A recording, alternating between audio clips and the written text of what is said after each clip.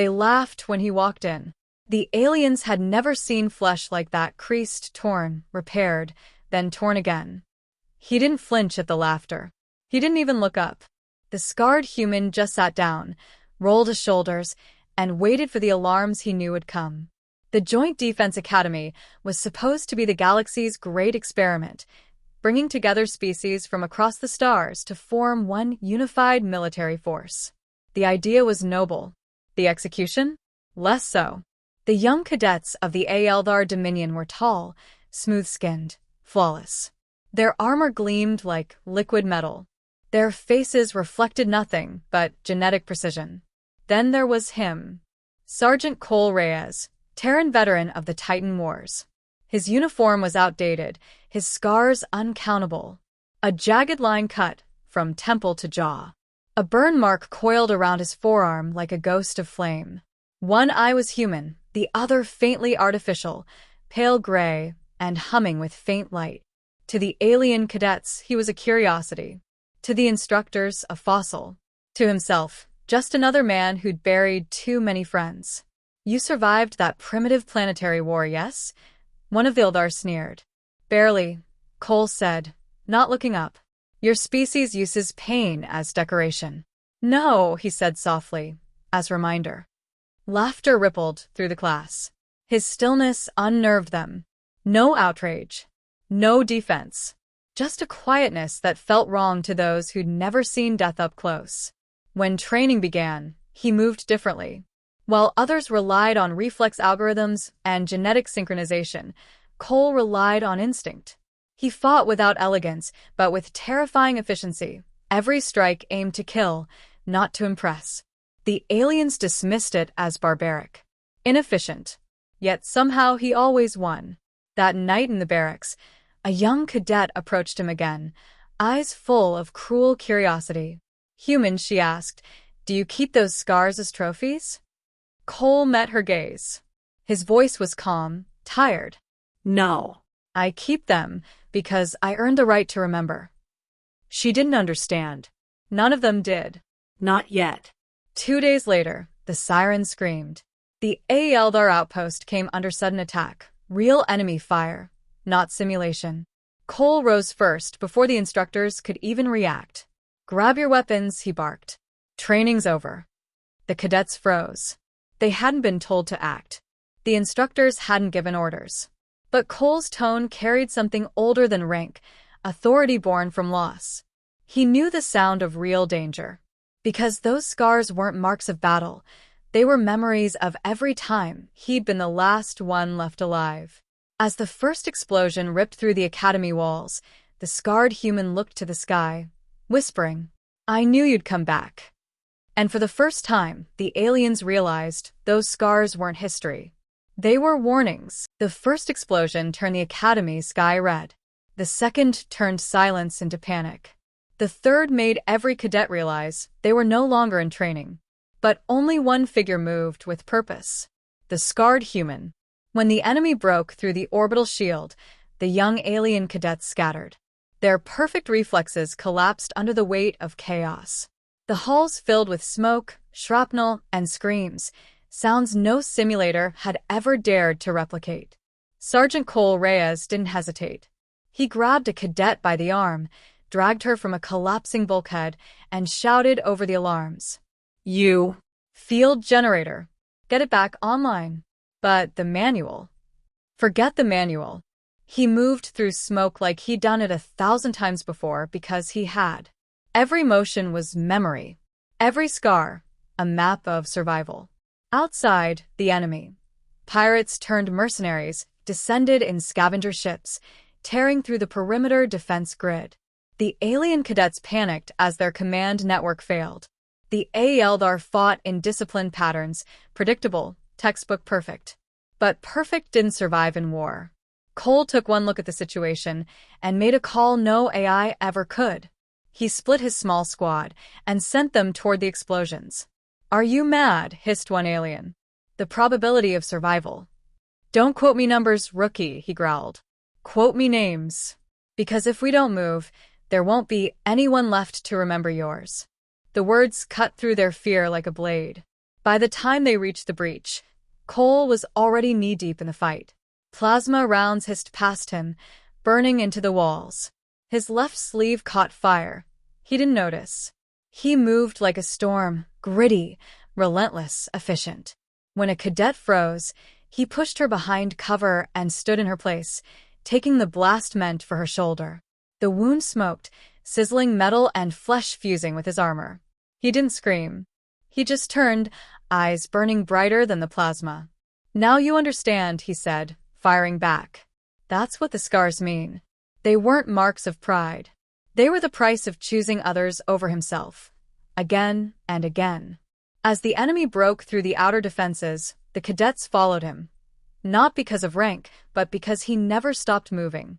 He shouted directions, sealed breaches, covered their retreat. Every action was a lesson written in pain. By dawn, the academy still stood. Barely. Hundreds survived. Because of him. The Eldar command finally arrived, demanding a report. One cadet, voice shaking, pointed at Cole's bloodied uniform. "He knew what to do," she said quietly. "Before anyone else." The commander turned to him. "How?" Cole just looked past him, toward the smoldering horizon. "Because I've seen this before," he said. "And every scar reminds me not to let it happen again." When the medics tried to treat his new wounds, Cole brushed them away. "Save it for the kids," he said. "I've got plenty of room left for more." The aliens didn't laugh this time. They just stared, realizing that every scar on that man's body was a story, and every story had been about saving someone else. Dawn rose over the academy ruins, if you could call it dawn. Smoke blotted the sun. The air tasted like metal, and the wounded cried out across the training grounds. The young alien cadets sat in silence, staring at the human who refused to sit, refused to rest, refused to stop. For the first time, they didn't see him as damaged. They saw him as enduring. Cole Reyes walked the wreckage like a man taking attendance at a graveyard. He checked the living, tagged the dead, and salvaged supplies from the fallen enemy. The cadets followed, quieter than they'd ever been. Their commander was gone, their systems fried. Leadership had defaulted to him, not by rank, but by respect. The Eldar had never understood the human way of war. To them, conflict was geometry, angles, probabilities, equations. To Cole, it was memory. Every fight connected to another.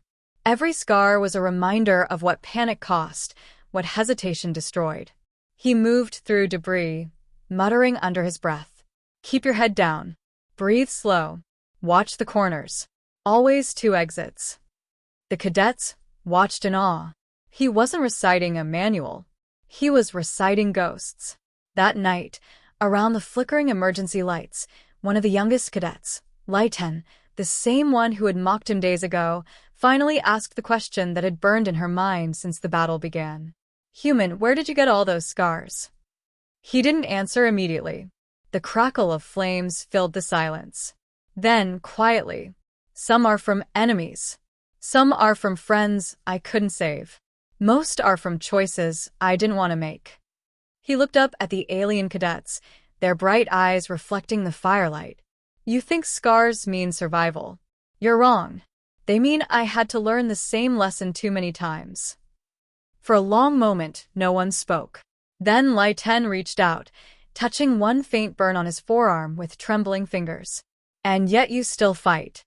"Yeah," he said, a faint smile ghosting his face. "Because stopping would mean they suffered for nothing." When the enemy returned 3 nights later to finish what they started, the cadets didn't run. They took up weapons, stood shoulder to shoulder, and looked to the scarred human. This time he didn't need to give orders. They knew what to do. They fought the way he did, imperfect, improvised, alive. They got burned, bloodied, and battered. But they adapted. They endured. And in the chaos, Cole smiled for the first time in years. Because for the first time, they weren't fighting beside him. They were fighting like him. By dawn, the enemy fled. The cadets, now soldiers, stood among the ruins, victorious. Lighten approached Cole, exhaustion in every movement. "Instructor Reyes," she said softly, "we'll remember this." "Good," he replied, adjusting the bandage on his arm. That's all scars are for. As they prepared for evacuation, a new signal blinked on the long-range scanners. Another invasion, bigger, faster, headed straight for them.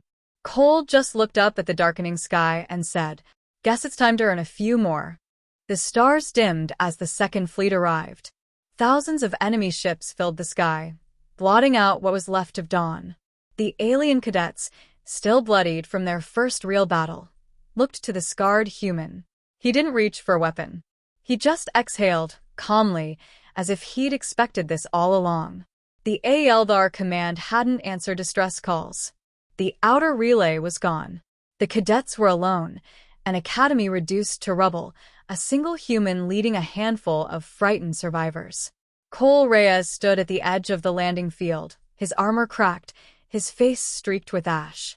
The old burn marks along his neck glowed faintly as the heat from orbit reflected off the ground. "They'll come down fast," he said, voice low but steady. "Hard, loud, and sure of themselves. That's their first mistake." Light 10 swallowed. "And the second? They think we're the same cadets they fought last week." He turned, eye glinting with artificial silver. "We're not." When the enemy drop pods fell, the sky lit up with plasma fire. Cole moved first, charging straight into the storm. The aliens followed without hesitation this time.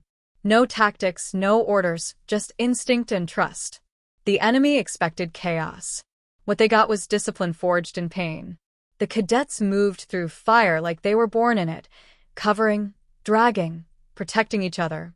Every scar Cole carried now had a mirror among them, a burn on Lyten's hand, a gash on Eris's shoulder, a plasma cut across the commander's chest.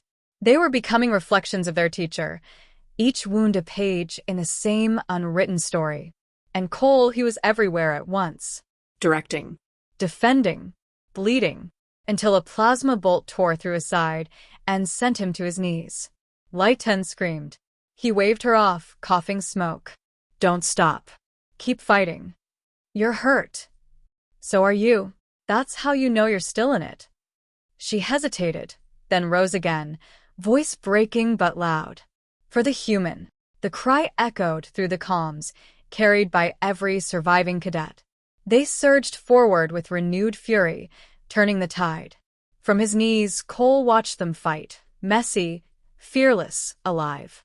He smiled through blood. "That's it," he whispered. "That's what I wanted you to learn.